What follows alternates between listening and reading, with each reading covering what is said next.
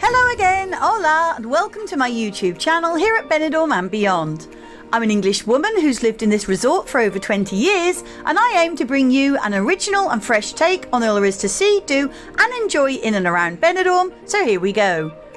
Today's vlog brings you a news update regarding two apartment blocks in the Rincon de Loix area of the city, which sit on the very far end of the headland called the Punta Yesera that overlook the Levante beach and the Rincon Bay, as I like to call it. My last article on this matter was back in November last year, and as the wheels of bureaucracy turn somewhat slowly here in Spain, it's only now that I can bring you up to date with a new information bulletin.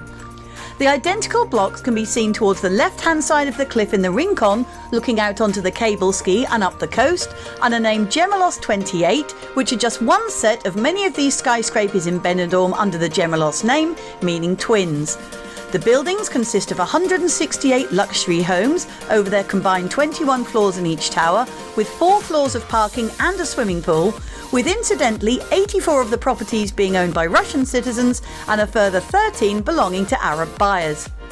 Ever since permission was given for these buildings to be built back in 2005, it was said that they would be too close to the sea, as well as being within the conservation area of the Sierra Alada Natural Park, which is of a great natural and touristic interest, although this point has been strongly argued about ever since and has caused a great deal of controversy locally.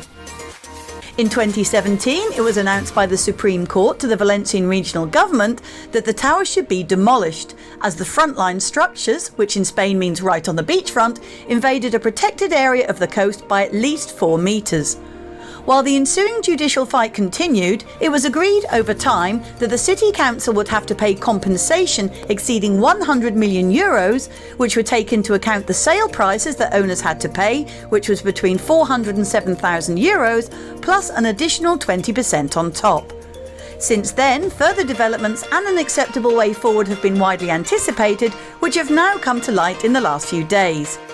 Benidorm's Town Hall continue to try and avoid the proposed demolition due to the relatively small area the blocks intrude into the National Reserve, and describe the idea that these buildings could then be rebuilt just a few metres away as a farce. In a recent report, the council points out that the demolition, amongst other risks, could mean very serious consequences to the environment, since it could cause untreated wastewater to be discharged into the sea or onto the beach, and warned of the presence of old and shallow drinking water services along with the sanitation pipeline, which the demolition, if it went ahead under the current terms, could affect.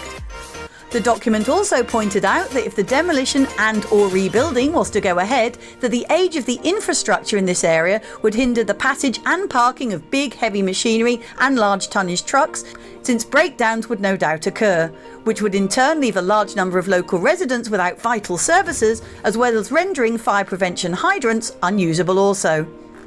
This would be on top of potentially causing other environmental damage, with the works being so close to the coastline of the Mediterranean, including the inevitable fall of rubble with possible contamination of the water by dust and other substances, as well, of course, as emptying the City Council's coffers of tens of millions of euros from the public treasury.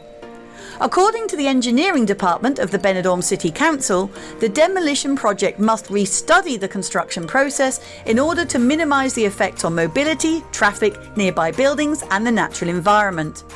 A lawyer for one of the homeowners in the towers has also proposed introducing an additional provision to the coastal law to either legalise the current situation or to extend the promenade via a walkway so that the building would no longer occupy protected land.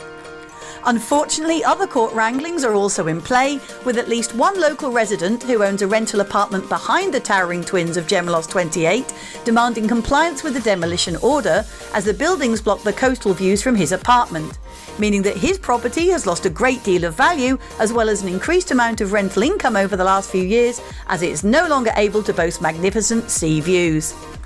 I'm sure this matter will still end up taking many further months to resolve, and it seems to me that to make an ultimate conclusion based on all the facts and evidence as soon as possible would be in everyone's best interest, not least for the poor homeowners and residents who have this worry hanging over them and don't know for sure if their apartments will be razed to the ground and gone forever, demolished and eventually rebuilt, and how long would that take, or be allowed to stay as they are now, seeing as their homes are already constructed, inhabited and being used on a daily basis.